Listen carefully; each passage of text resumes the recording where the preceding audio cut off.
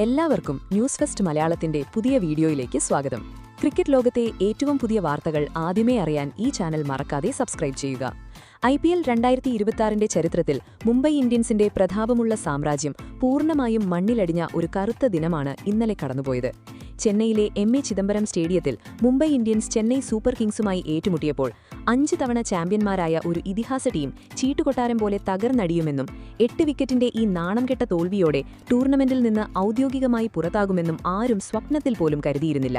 ആദ്യം ബാറ്റ് ചെയ്ത മുംബൈ 20 ഓവറിൽ വെറും 159 റൺസ് എന്ന നിസ്സാര സ്കോറിൽ ഒതുങ്ങുകയും ചെന്നൈ വളരെ അനായാസം 18.1 ഓവറിൽ ആ ലക്ഷ്യം മറികടക്കുകയും ചെയ്തപ്പോൾ വാങ്കഡെ മുതൽ ചെപ്പോക്ക് വരെ ശ്മശാനമൂകത തളം കെട്ടി നിന്നു.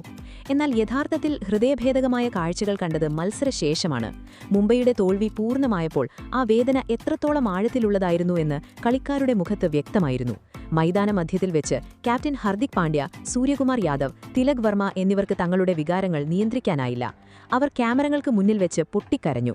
വെറും 5 റൺസ് എടുത്ത് പുറത്തായ തിലക് വർമ്മയുടെയും 12 പന്തിൽ നിന്ന് 21 റൺസ് എടുത്ത് മടങ്ങിയ സൂര്യകുമാർ യാദവിന്റെ മുഖത്തും സ്വന്തം ടീമിനെ പാതി വഴിയിൽ കൈവിട്ടതിലുള്ള കൊടിയ നിരാശ പ്രകടമായിരുന്നു. 23 പന്തിൽ നിന്ന് വെറും 18 റൺസ് മാത്രം നേടിയ ക്യാപ്റ്റൻ ഹർദിക് പാണ്ഡ്യ തന്നെ പൂർണ്ണമായും തകർന്നുപോയിരുന്നു.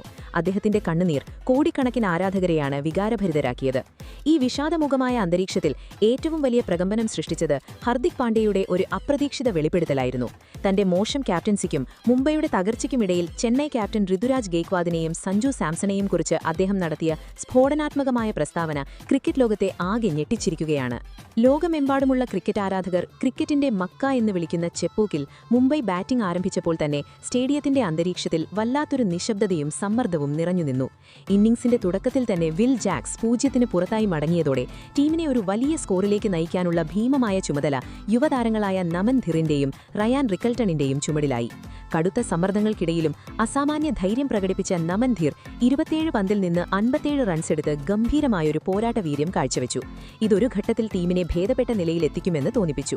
എന്നാൽ നിർഭാഗ്യവശാൽ ചെന്നൈയുടെ സ്പിൻ പേസ് കുരുക്കുകൾക്ക് മുന്നിൽ മുംബൈയുടെ പരിചയസമ്പന്നരായ മധ്യനിര പൂർണ്ണമായും കീഴടങ്ങി. അൻഷുൽ കമ്പോജിന്റെ തീപാറുന്നതും കൃത്യതയാർന്നതുമായ പന്തുകൾ മുംബൈയുടെ ലോകോത്തര ബാറ്റിംഗ് നിരയുടെ നട്ടെല്ലൊടിച്ചു.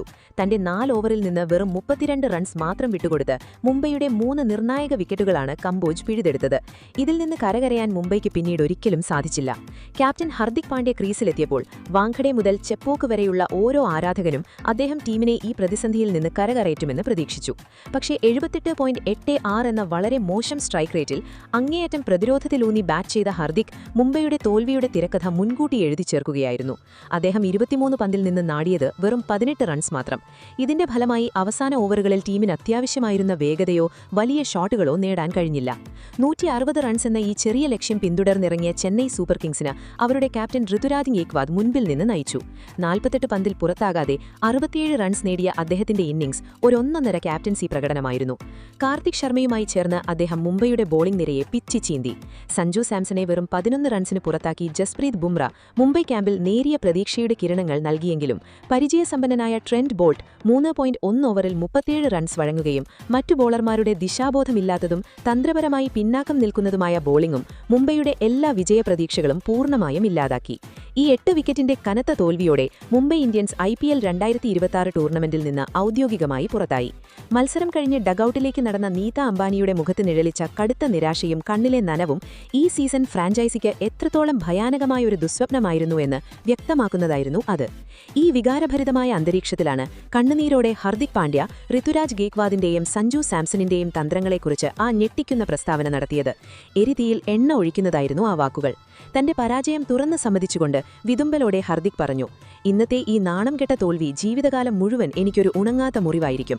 എന്നാൽ ക്യാപ്റ്റൻസിയിലും തന്ത്രപരമായ നീക്കങ്ങളിലും ഋതുരാജ് ഗെയ്ക്വാദ് ഇന്നെന്നെ പൂർണ്ണമായും പരാജയപ്പെടുത്തിയെന്ന് പരസ്യമായി സമ്മതിക്കാൻ എനിക്ക് യാതൊരു മടിയുമില്ല. മൈതാനത്ത് സഞ്ജു സാംസണിന്റെ ബുദ്ധിപരമായ നീക്കങ്ങൾ എത്രത്തോളം വിജയകരമായിരുന്നുവെന്ന് നാം കണ്ടതാണ്. ഋതുരാജും സഞ്ജുവും തമ്മിലുള്ള ആ കൂട്ടുകെട്ടും അവരുടെ പരസ്പരമുള്ള ഒത്തൊരുമയുമാണ് ഈ വിജയത്തിന്റെ യഥാർത്ഥ അടിസ്ഥാനം. വിക്കറ്റിന് പിന്നിൽ സഞ്ജു നൽകിയ ഉപദേശങ്ങളും അദ്ദേഹത്തിന്റെ മാന്ത്രിക നീക്കങ്ങളും ചെന്നൈക്ക് വലിയ മുതൽക്കൂട്ടായി. നിർഭാഗ്യവശാൽ അത്തരമൊരു ടീം വർക്കും ഐക്യവും ഇന്ന് മുംബൈ ഇന്ത്യൻസിൽ ഇല്ലാതെ പോയി എന്നതാണ് നഗ്നമായ സത്യം.